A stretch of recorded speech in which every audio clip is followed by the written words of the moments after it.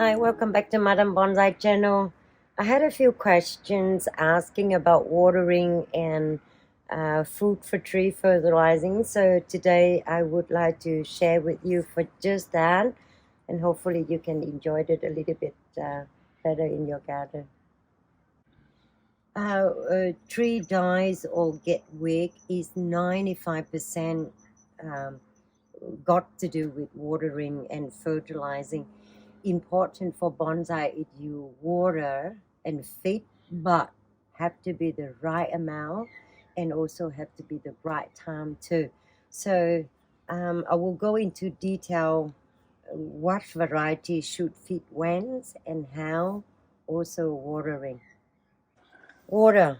A lot of people will say to you, bonsai need to water every day or every second day.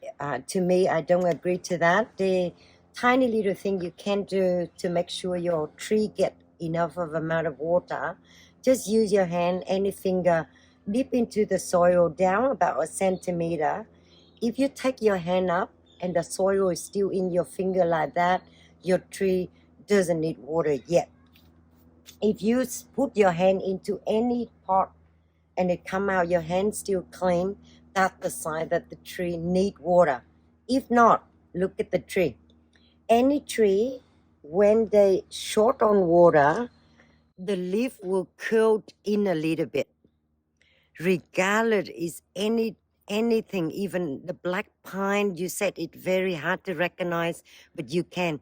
So when they short on water, the tree will look like the leaf curve in a little bit like that. When they enough water, they look like a flower open. So all tree, just look at the tree and address your own tree. Don't listen to anyone say 2 days twice a day in summer or once a week in winter. Just check your tree by yourself. Water your tree. Don't get fancy with hose and all that. Just use one of these. I use, as you look at my garden, they all good, eh? So to water anything, I normally water upside down like that with your hose, but turn it just almost like a shower head. So gentle enough but still strong enough to flush all the fungus and all that out. If you water them just on the soil like that and not to wash your leaf, pine often get the fungus. So you leave this, water them from the bottom up like that. It do a lot of things. Wash your tree out, also the water, how it get there, and it go down to the pot as you see there. Once you finish fill that, then you just take this and wash your pot a little bit like that. So you don't want to get everywhere. So still always clean. The pot get enough water. Also the brown and the leaf got washed a little bit. And then if you see in winter, this is winter, we don't have to do too much.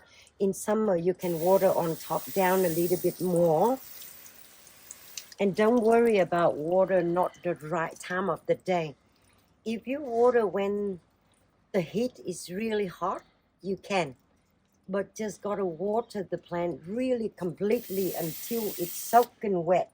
If you don't water enough, what it is the water sit in here and it's too hot, it heat up, or not enough here, it heat up and it hurt your plant, it burn, the sun get, and then a little bit of water, they burn. But if you water right through, completely right through, and that should be fine, because I water my plant, doesn't matter it's 40 degrees, I still water it.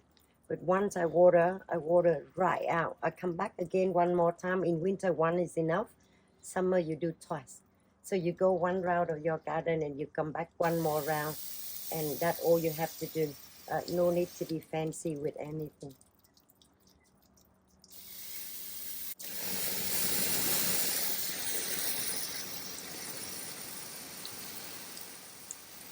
Okay, very little thing, but I want to show you this to address the tree over water or underwater. If it's underwater, you see the sign how it yellow outside and then it get slowly inside. Over water, give me 2 seconds, I'll pick you one leaf. So if it's the same plant, don't address this one. But if it's the same plant, you will see over water, it will get yellow from inside the leaf and then go to the outside. So underwater, yellow from outside in. Over water, it get yellow inside out. So very simple. It's just like human, right? If you get your skin really stretchy, it's different, but shrink this way. So shrink short on water, stretchy is over water. And then you both yellow, but it's completely different, both yellow.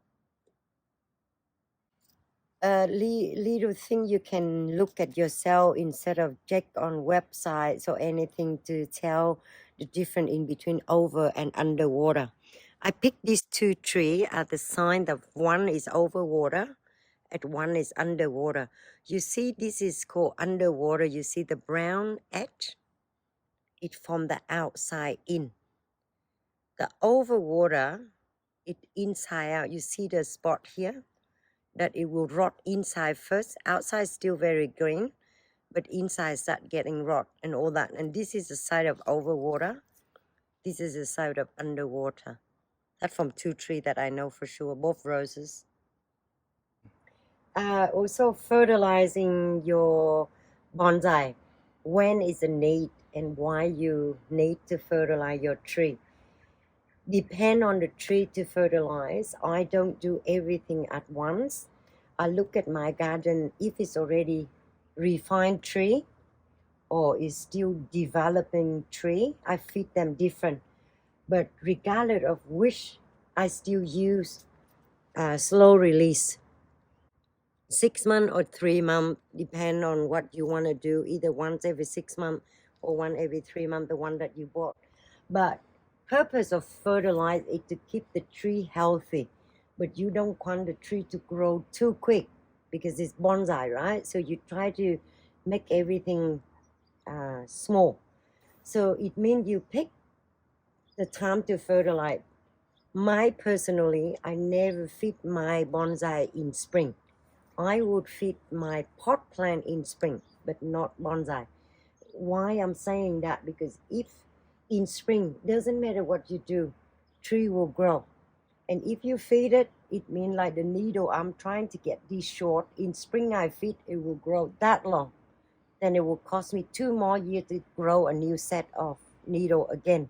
So feed your tree before winter, say 3 weeks to 4 weeks before winter, so your tree can get all absorb every energy so they rest through the winter. And then 4 weeks or 3 weeks before winter over, you give it another feed, get ready for spring.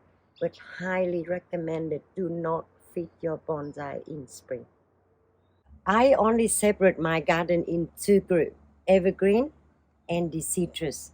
That the different time and also the different fertilizer I use.